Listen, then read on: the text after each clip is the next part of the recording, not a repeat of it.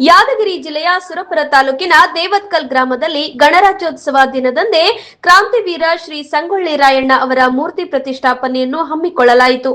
ಭವ್ಯವಾದ ಮೂರ್ತಿಯನ್ನು ಹುಣಸಗಿಯಿಂದ ದೇವತ್ಕಲ್ ಗ್ರಾಮದವರೆಗೂ ಬೃಹತ್ತಾದ ಮೆರವಣಿಗೆ ಮಾಡುತ್ತಾ ದೇವತ್ಕಲ್ ಗ್ರಾಮಕ್ಕೆ ಬರಮಾಡಿಕೊಂಡರು. ಡಿಜೆ ಹಾಡಿಗೆ ಕುಣಿದು ಕುಪ್ಪಳಿಸಿದ ಶ್ರೀ ಕ್ರಾಂತಿವೀರ ಸಂಗೊಳ್ಳಿ ರಾಯಣ್ಣ ರವರ ಭಕ್ತರು ಮೂರ್ತಿ ಪ್ರತಿಷ್ಠಾಪನಕ್ಕೆ ಹಾರಗತೀರ್ಥ ಮಠದ ಶ್ರೀ ಶ್ರೀ ಪರಮಗುರುಗಳು ಹಾಗೂ ದೇವತ್ಕಲ್ ಬಬ್ಲಾದಿ ಮಠದ ಶ್ರೀ ಸಾಬಣ್ಣ ಮುತ್ಯ ಹಾಗೂ ಪರಮ ಪೂಜ್ಯರುಗಳು ಸಮೂಹದಲ್ಲಿ ಮೂರ್ತಿ ಪ್ರತಿಷ್ಠಾಪನೆ ಮಾಡಿ ಮಾಲಾರ್ಪಣೆ ಮಾಡಿ ಪೂಜೆ ಸಲ್ಲಿಸಿದರು. ಸರ್ವ ಭಕ್ತರು ಪುಷ್ಪಾರ್ಚನೆ ಮಾಡಿದರು. ಹಾಗೂ ಸಂಗೊಳ್ಳಿ ರಾಯಣ್ಣ ಅವರ ಜೀವನ ಚರಿತ್ರೆ ಬಗ್ಗೆ ಶ್ರೀಯುತ ಯಲ್ಲಪ್ಪ ಕುರುಕುಂದಿ ಅವರು ಹಾಗೂ ಕಕ್ಕೇರ ಪುರಸಭಾ ಸದಸ್ಯರಾದ ಮಲ್ಲು ದಂಡಿನವರು ಸವಿಸ್ತಾರವಾಗಿ ತಿಳಿಸಿದರು. ಈ ಸಂದರ್ಭದಲ್ಲಿ ಹಗತೀರ್ಥ ಮಠದ ಶ್ರೀ ಪರಮಗುರುಗಳಾದ ರೇವಣಸಿದ್ದೇಶ್ವರ ಶಾಂತ ಮಾಹೇಶ್ ಸ್ವಾಮಿಗಳು, ಸಾಬಣ್ಣ ಮುತ್ಯ, ಈರಣ್ಣ ಮುತ್ಯ, ಯಲ್ಲಪ್ಪ ಕುರುಕುಂದಿ, ಮಲ್ಲು ದಂಡೆ ಹಾಗೂ ಇನ್ನೂ ಅನೇಕ ಮುಖಂಡರುಗಳು, ಗ್ರಾಮಸ್ಥರುಗಳು, ಸರ್ವ ಭಕ್ತಾದಿಗಳು, ಸುತ್ತಮುತ್ತಲಿನ ಗ್ರಾಮದಿಂದ ಆಗಮಿಸಿದ ಭಕ್ತಾದಿಗಳು ಉಪಸ್ಥಿತರಿದ್ದರು.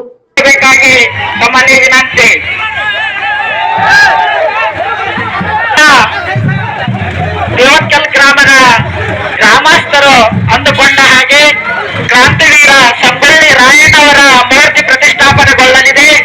ಸೊ ಆದಷ್ಟು ಜೋರಾದ ಚಪ್ಪಾಳೆ ಮುಖಾಂತರ ರಾಯಣ್ಣನನ್ನು ಸ್ವಾಗತಿಸಿಕೋಬೇಕಾಗಿದೆ ಹಾಗೂ ಆಸನದಲ್ಲಿ ಕೂರಿಸಬೇಕಾಗಿ ಗ್ರಾಮಸ್ಥರಲ್ಲಿ ವಿನಂತಿ.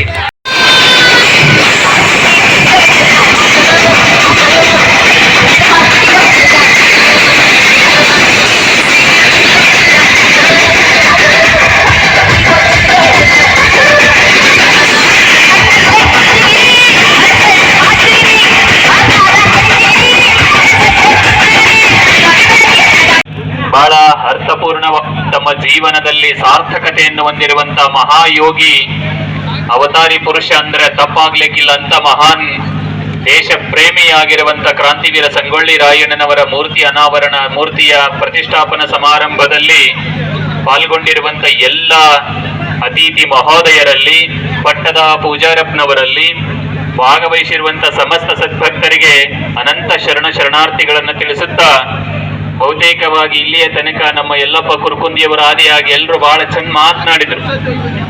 ಸಂಗೊಳ್ಳಿ ರಾಯಣ್ಣನವರು ಹುಟ್ಟಿದರೆ ಅದು ಸ್ವತಂತ್ರ, ಸಂಗೊಳ್ಳಿ ರಾಯಣ್ಣನವರು ಮಡಿದರೆ ಅದು ಗಣರಾಜ್ಯೋತ್ಸವ, ಅದು ಬಯಸದೇ ಬಂದ ಭಾಗ್ಯ ಎನ್ನುವ ಹಾಗೆ ಪ್ರತಿಷ್ಠಾಪನೆ ಉದ್ದೇಶ ಏನು ಅಂತಂದ್ರೆ ಕ್ರಾಂತಿವೀರ ಸಂಗೊಳ್ಳಿ ರಾಯಣ್ಣನವರನ್ನ ನಾವು ಆದರ್ಶ ವ್ಯಕ್ತಿಯನ್ನಾಗಿ ತಗೋಬೇಕು. ಎಲ್ಲರೂ ಇಲ್ಲಿ ಬಂದಂತಹ ಯುವಕರು ಯಾವ ಶರ್ರೆ ಕುಡಿಲಿಲ್ಲ, ಚಟ ಮಾಡಲಿಲ್ಲ, ಗುಟ್ಕಾ ತಿನ್ನಲಿಲ್ಲ, ಒಳ್ಳೆಯ ವ್ಯಕ್ತಿಯಾಗಿ ಸ್ವಲ್ಪ ದಿನ ಬದುಕಿದರು, ಬಂಗಾರದಂಗ ಬದುಕಿ ತನ್ನ ಜೀವನವನ್ನ ಮಾಡಿದಂತ ಮಹಾತ್ಮನನ್ನ ನೀವು ಪ್ರತಿಷ್ಠಾಪನೆ ಮಾಡಿರಲ್ಲ. ಇವತ್ತು ಇಲ್ಲಿ ಬಂದಂತ ಯುವಕರೆಲ್ಲರೂ ಏನಾದ್ರೂ ನಿಮ್ಮಲ್ಲಿ ದುಶ್ಚಟಗಳಿದ್ದು ಅಂದ್ರೆ ಅವನ ಪಾದಕ್ಕೆ ಹಾಕಿ ಒಳ್ಳೆಯ ಜೀವನವನ್ನ ಸಾಗಸರಿ ಎನ್ನುವಂತ ಮಾತನಾಡುತ್ತಾ ಸರ್ವರಿಗೆ ಶುಭವಾಗಲಿ.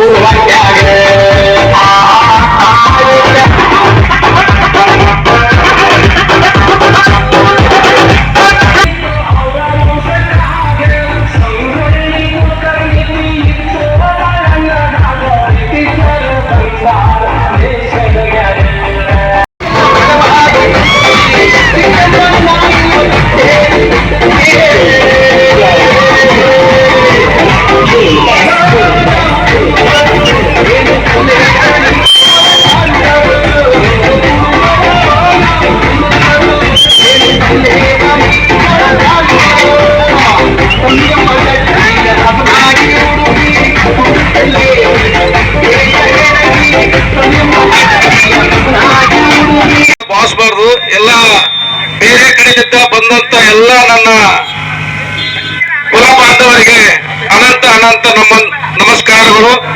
ಮತ್ತು ನಮ್ಮ ಸ್ನೇಹಿತರು ಬೇರೆ ಬೇರೆ ನಮ್ಮ ಗುರುನಾಥ ರೆಡ್ಡಿ ಇರ್ಬೋದು, ಭರತರೆಡ್ಡಿ ಇರ್ಬೋದು, ಸ್ವಾಮಿ ಇರ್ಬೋದು, ನಮ್ಮ ರಾಮನಗೌಡ ಇರ್ಬೋದು, ಮತ್ತು ಅತ್ಯಂತ ಎಲ್ಲ ಗೌಡರು ಎಲ್ಲ ಸರ್ವ ಕುಲ ಬಾಂಧವರಿಗೆ ನನ್ನ ಅನಂತ ಅನಂತ ನಮಸ್ಕಾರಗಳು.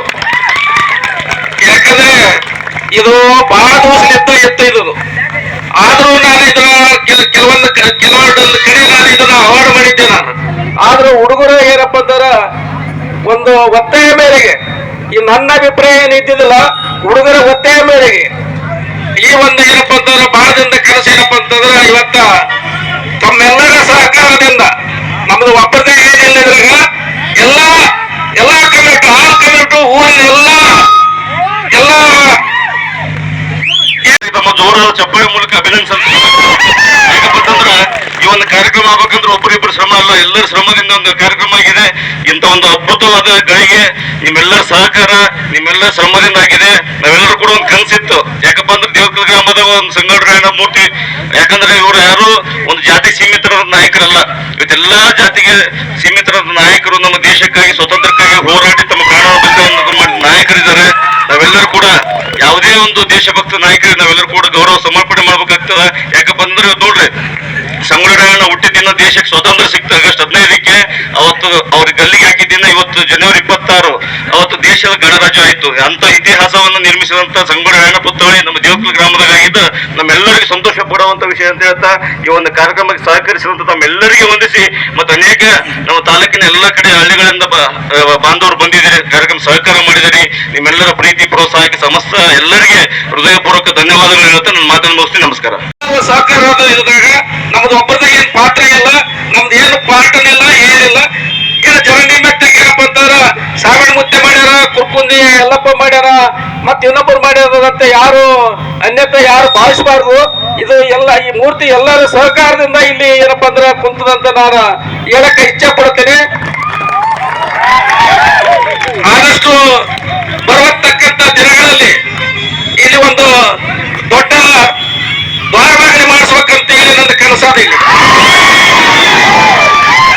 ಯಾಕಂದ್ರೆ ಮಾಡ್ತೀವಿ ಅಂತ ಹೇಳಬಾರ್ದು, ಮಾಡಿದ ಮೇಲೆ ಮಾಡ್ತು ಅಂತ ಹೇಳ್ಬೇಕು, ಅದು ಧರ್ಮ.